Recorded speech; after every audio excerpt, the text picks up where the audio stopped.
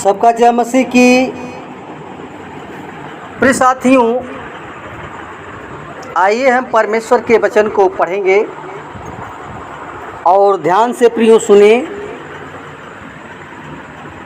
पहला तीमुथियुस की पुस्तक 6 अध्याय और उसका 11 पद लिखा है कि परंतु हे परमेश्वर के जन, तू इन बातों से भाग और धार्मिकता, भक्ति, विश्वास, प्रेम, धैर्य और नम्रता का पीछा कर।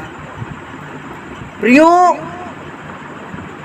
जब पौलुस रोम में कैद था तब अपने आत्मिक पुत्र यानी तीमुथियुस को पत्र लिखा कि वे कलीसिया में प्रभु के सेवक होते हुए आदर्श जीवन बिताएं। इसलिए वह पत्र में लिखता है कि हे परमेश्वर के जन, तू इन बातों से भाग। ये बातें भागने के लिए कहा था। प्रियो, पहली बात,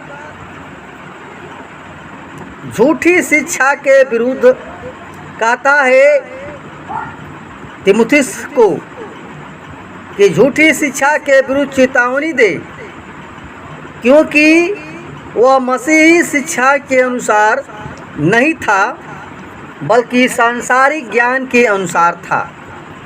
वे केवल लोगों को सत्य से भटका रहे थे।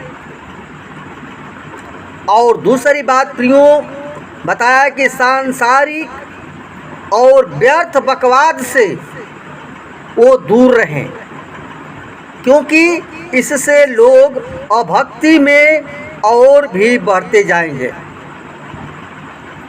तीसरी बात कहता है कि ये भक्ति का भेष तो धारण करेंगे, फिर भी उसकी शक्ति को नहीं मानते हैं। ऐसे लोगों से दूर रहना। चौथा बात है, जवानी की अभिलाषाओं से भाग। जवानी की अभिलाषाओं से भाग। प्रियो, पौलुस चाहता है कि तीमुथियुस जो युवावस्था की अभिलाषाओं से दूर रहे, उसको दूर करते हुए कहता है, क्योंकि अभिलाषा प्रियो वो पाप को जन्म देती है और जिससे उसका आत्मिक जीवन बर्बाद न हो और मसीही सेवा में बड़ी भारी बाधा होती है। पांचवा बात प्रियो, धन का लालच न करें, क्योंकि धन मसीही विश्वास को भटका देता है। और छठवीं बात, जिस ज्ञान को ज्ञान कहना ही भूल है, उसके अशुद्ध बकवास और विरोध की बातों से दूर रहे। प्रियो, पौलुस यही कहता है और चेतावनी देता है कि परंतु संतोष सहित भक्ति वास्तव में महान कमाई है, क्योंकि न तो हम संसार में कुछ लाए हैं और न यहाँ से कुछ ले जाएंगे। इसलिए प्रियो, पौलुस उसे उत्साहित करता है तीमुथियुस को कि मसीही गुणों में बढ़ने पर ही मन लगाएं। वे गुण हम इस प्रकार जानते हैं जो मसीह का असली गुण होता है।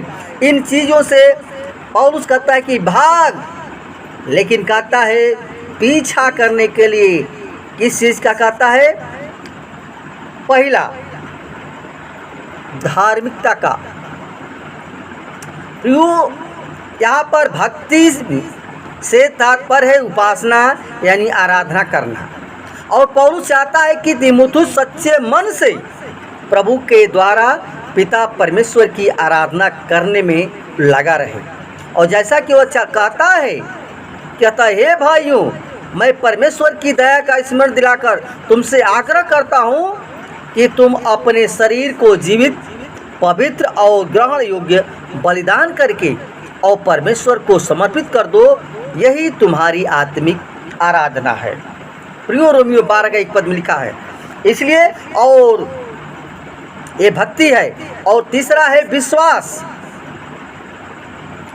प्रियो, यह एक ऐसा व्यवहारिक साधन है जिसके द्वारा हम अपने जीवन में पिता परमेश्वर की महान योजना यानी उद्धार को प्राप्त करके अनंत जीवन के वारिस होते हैं।